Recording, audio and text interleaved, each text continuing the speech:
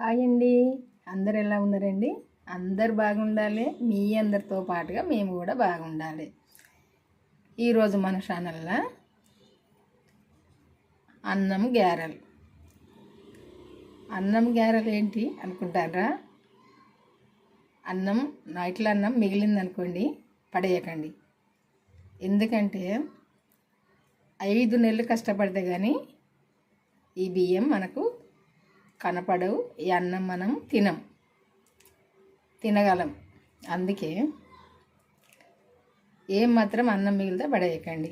ఎప్పుడు అన్నం పోపుకు వేసుకోవడమే కాకుండా అట్లా ఇష్టం లేకుంటే ఇట్లా గ్యారెలు చేసుకోండి, చాలా టేస్ట్గా ఉంటాయి.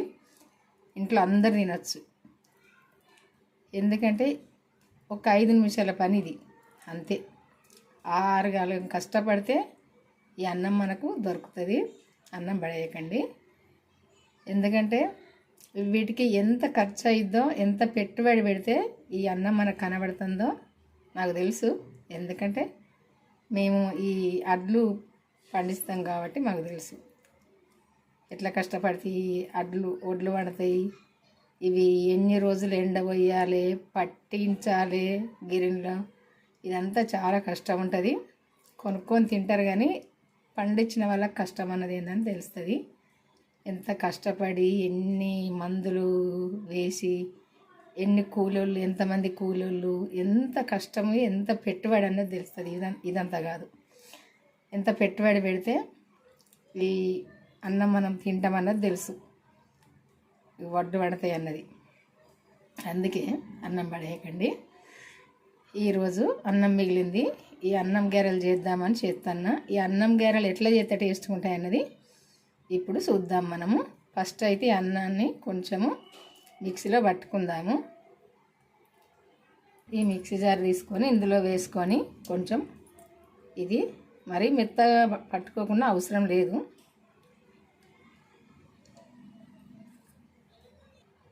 ఈ మిక్సీ జారులో వేసుకొని కొంచెం వాటర్ వేసుకోవాలి. ఎందుకంటే ఇది మనం పిడిసగా తిరగదు. కొంచెం వాటర్ వేసుకున్నప్పుడే తిరుగుతుంది. కొంచెం వేసుకొని ఇప్పుడు ఇది పేస్ట్ చేసుకుందాము. 7,000 చిల్లర ఉన్నాయి. 1 క్వింటల్ బియ్యం అంటే కేజీకి 70 రూపాయల చిల్లర, దాదాపు 80 రూపాయలు ఉన్నాయి 1 కేజీ బియ్యానికి. దోసెడు బియ్యానికి కొనే వాళ్ళకైతే అసలు ధైర్యం రాదు. ఎందుకంటే మేమైతే ఇవి మాకు పండుతాయి కాబట్టి మేము పట్టించుకొచ్చుకుంటాము. 10 క్వింటాలు అట్లా పట్టించుకుంటాము. 10-12 క్వింటాలు అయితే 2 సంవత్సరాలు అవుతాయి మా పిల్లలకు, మాకు అందరికీ. వేస్ట్ అయితే నాకు చెయ్యాలి అనిపించదు. అన్నం మిగిలితే ఎప్పుడైనా పడేయాలంటే ధైర్యం రాదు. అందుకే ఏదో ఒకటి అయితే చేస్తా. ఇదైతే ఈరోజు గ్యారెలు చేద్దాం. ఇట్లా పట్టుకోవాలి ఇది అన్నాన్ని.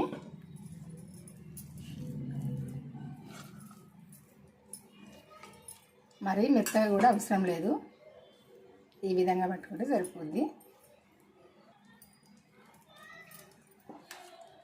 ఇదంతా కూడా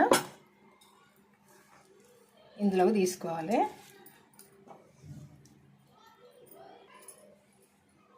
ఇది ఈ అన్నంతో ఇట్లా చేస్తే గారెలు రావు. ఇందులో కొంచెం బియ్యపిండి వేసుకోవాలి. బియ్యపిండి వేసినప్పుడే గారెలు చేస్తే వస్తాయి, లేకుంటే రావు.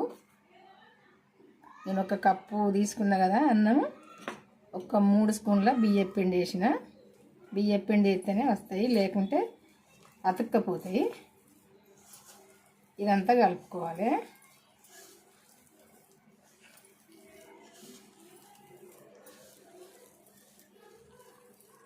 ఇప్పుడు కొంచెం పసుపు వేసుకుందాము. కొంచెం జీలకర్ర కూడా వేసుకోవాలి. కరివేపాకు వేసుకోవాలి.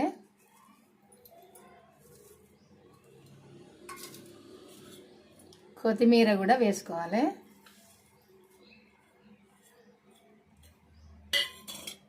పచ్చిమిర్చి కారము మెత్తగా కాకుండా ఇట్లా దంచుకోవాలి.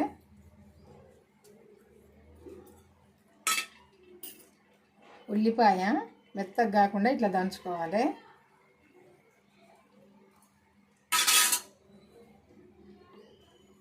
సాల్ట్,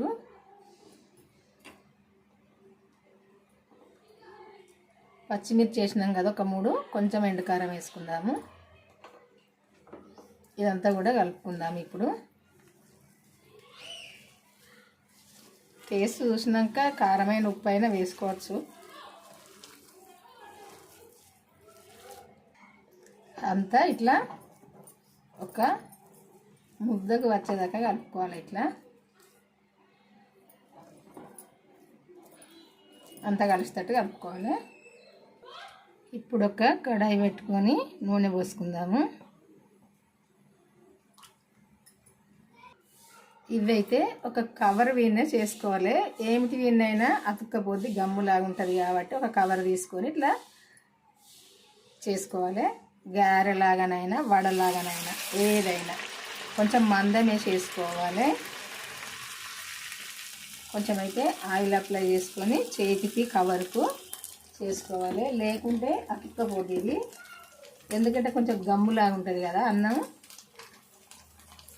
ఇట్లా సరిపోను ఇట్లా ముద్ద తీసుకొని చేసుకోవడమే.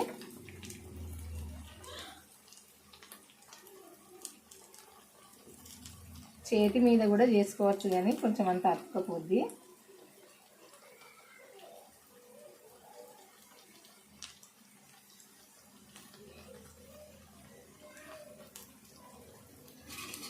మంచిగా పొంగుతాయి, మంచిగా మెత్తగా టేస్ట్గా ఉంటాయి. ఇట్లా పొంగుతుంది గారె కూడా.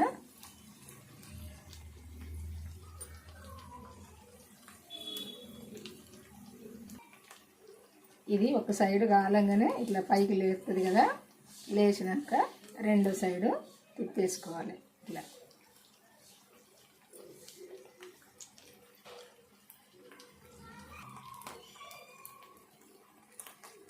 ఇట్లా రెండు సైడ్లు కూడా మంచిగా కాలనియాలి.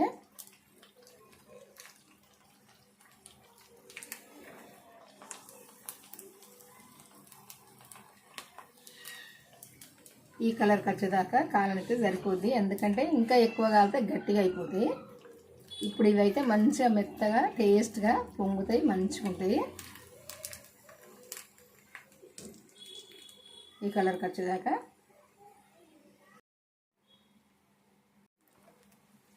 ఇప్పుడు దీన్ని తీసుకోవాలి. చూసారు కదా,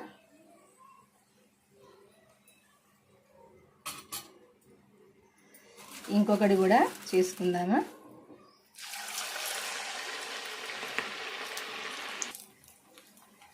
ఇక పైకి వేసినాక నూనె పైకి మళ్ళీ సైడ్ దింపేసుకోవడమే.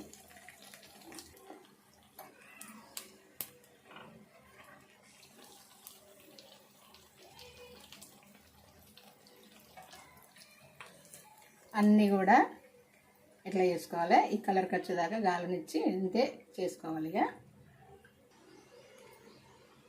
అన్నం గారెలు చేయడం అయితే అయిపోయిందండి. చూసారు కదా, మంచిగా పొంగుతాయి, మీద క్రిస్పీగా లోపల సాఫ్ట్గా చాలా టేస్ట్గా ఉంటాయి. ఇవి మీరు ఇంతవరకు చేయని వాళ్ళైతే ఒక్కసారి అయితే చేసి చూడండి, ఎంత టేస్ట్గా ఉంటాయి అన్నది మీకే తెలుస్తుంది. తిన్నాక అవసరమైతే తిన్నాక కామెంట్ చేయండి, సరేనా. ఇట్లా పొంగుతాయి, చూసారు కదా. ఇదిగా గారె మంచి ఇట్లా పొంగుతుంది, చాలా టేస్ట్గా ఉంటుంది. ఇవైతే మనం చేసి తీసుకోగా కంపల్సరీ పేపర్లోనే వేసుకోవాలి. ఎందుకంటే వీటికి నూనె కొంచెం ఎక్కువ తీసుకుంటుంది, చాలా టేస్ట్గానే అయితే ఉంటాయి. ఇట్లా ఇవైనా మంచిగా పొంగుతాయి. ఇవి ఎవరైనా ఇష్టపడి తింటారండి, అంత టేస్ట్గా ఉంటాయి. నా మాట వద్దం అయితే మీరైతే చేసి చూడండి. ఇట్లా మంచిగా పొంగుతాయి అన్నీ కూడా.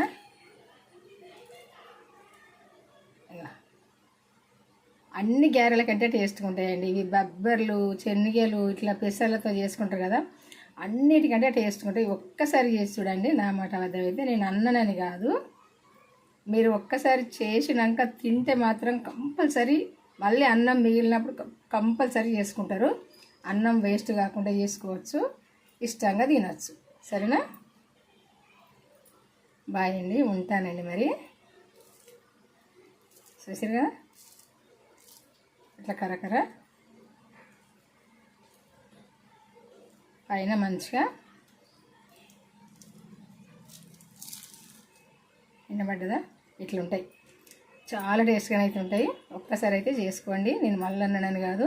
ఇవి ఎట్లా చేసుకోవాలనుకుంటే మన ఛానల్కి వెళ్ళి వీడియో చూసి చేసుకోండి. నేను ఏమేమి చేసినా ఎట్లా చేసిన అన్నది చూసి మీరు కూడా నేను వేసినవి అన్నీ వేసి చేసుకోండి. చాలా టేస్ట్గా ఉంటుంది.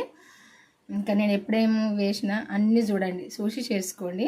మీకు తెలిసిన వాళ్ళకు కూడా షేర్ చేయండి, వాళ్ళు కూడా చేసుకుంటారు. మీరు కూడా చేసుకోండి, ఇష్టంగా తినండి. మన ఛానల్కి సబ్స్క్రైబ్ చేసుకోండి, వాళ్ళు అయితే చేసుకోండి, బెల్ అయితే నొక్కండి. నేను పెట్టిన వీడియోలు అన్నీ మీకు వస్తాయని మీ అందరికీ తెలుసు. ఇంకేం లేదండి, ఉంటా. మరి మళ్ళీ వంటతో కలుద్దాము. ఈరోజైతే వంట